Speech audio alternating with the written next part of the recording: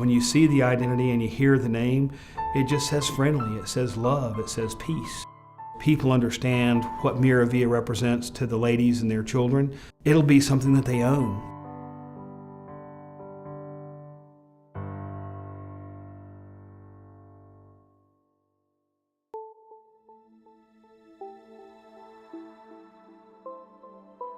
We had tried a number of times to rebrand the organization, and one of our board members happened to be at a Curcio meeting.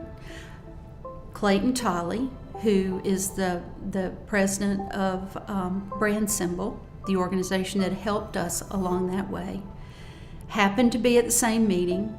They happened to discuss their various involvements with various ministries after the program, and Clayton said, well, I might could help you with that. So when I got the call and 2 weeks later when I said, yes, brandsymbol can help, I was so excited.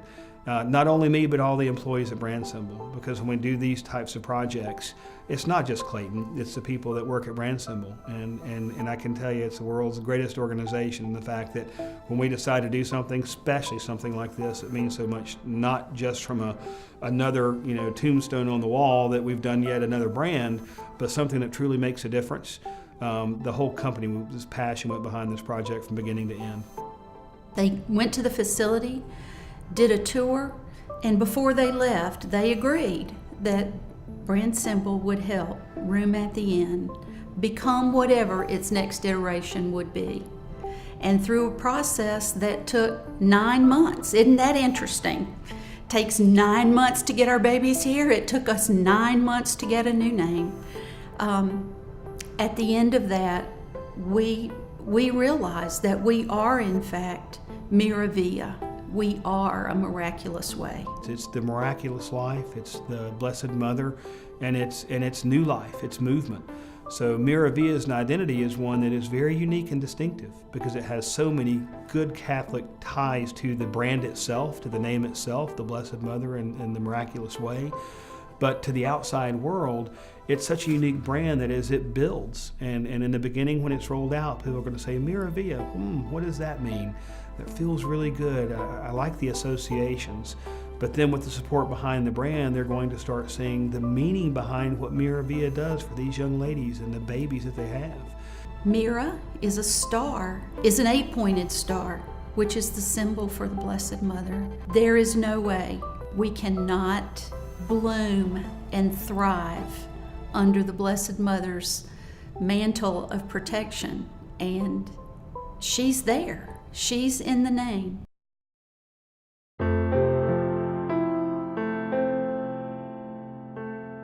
The outreach program provides basic necessities, food, maternity clothes, infant wear, diapers, wipes, things that they need every day but don't always have access to.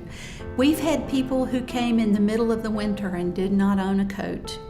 So passing along a car seat. Babies can't go home from the hospital without a car seat, but car seats are expensive. They have to sleep in a protected place, in a certified crib. And so passing along things like cribs and high chairs and baby seats and diaper tables, all of those things are very important to these young women because they have nothing.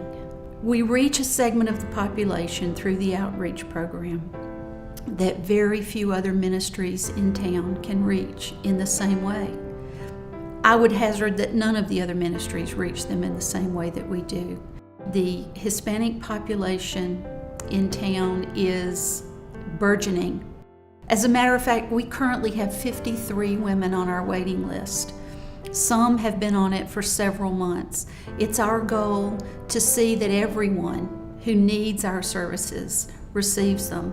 And Lucy and Iris have done an amazing job at that.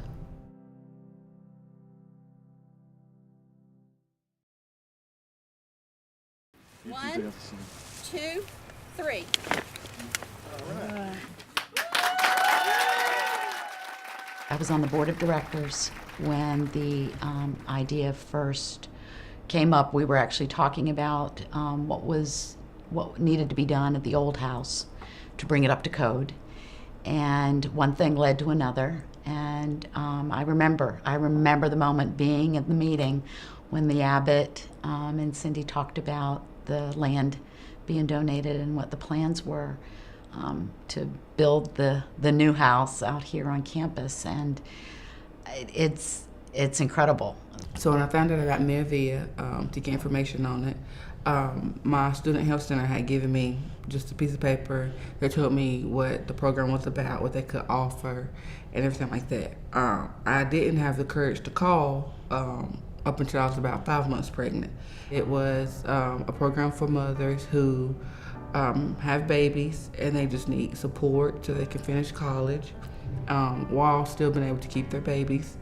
A couple months later, around August, is when I moved in, and it really is for real. It's legit. One of the things that I'm able to do here as an educator is talk about all of the things that affect our lives. A natural byproduct of that conversation is how we respect life and how we treat human beings. And so there just seem to be so many opportunities where I can just naturally begin a discussion about abortion, and then to be able to say, you know, there are lots of other options out there, and one of them just happens to be this wonderful home that is being built on campus, the first one in the country. And you could look around the room and you could see it in their faces and in their eyes, the young people who have been touched either directly or indirectly by abortion. And you know, one of those students was Noelle, and such an incredible young woman. I found out I was pregnant after one of my basketball games. I wasn't feeling well, so I went to the doctors, and they weren't able to detect that I was pregnant because I was not as far along. But then a few days later, I went to get a pregnancy test, and I found out that I was pregnant. I could see things on her face that she hadn't articulated. And so I pray for her, as I do for all my students, and it was a tough story for her to share. And the other thing that's wonderful about being out here at the Abbey is that I can pray with my students, and we can talk about what do you feel God is calling you to, you know? And so Noelle and I had that conversation. I found out about Room at the Inn because it was advertised around Belmont Abbey that it was being built, and I knew that it was being built, but of course I wasn't expecting to live here because I didn't think that I was gonna have a baby. But my advisor, Julia Beeman, actually exposed me to this place because she knew about it. You know, the next conversation was her coming and saying that she was gonna be moving into the house. And I looked back on everything that we have worked for and all of the uphill battles that we thought we had to fight. And,